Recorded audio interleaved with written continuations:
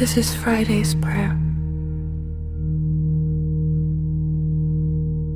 Father, thank you for carrying me through this week. Protect me from every danger, every wrong decision, and every person who does not mean me well. Cover my family, my home, my work, and everything connected to me. Give me courage when I feel afraid and wisdom when I face difficult choices. Let every obstacle before me become a testimony behind me.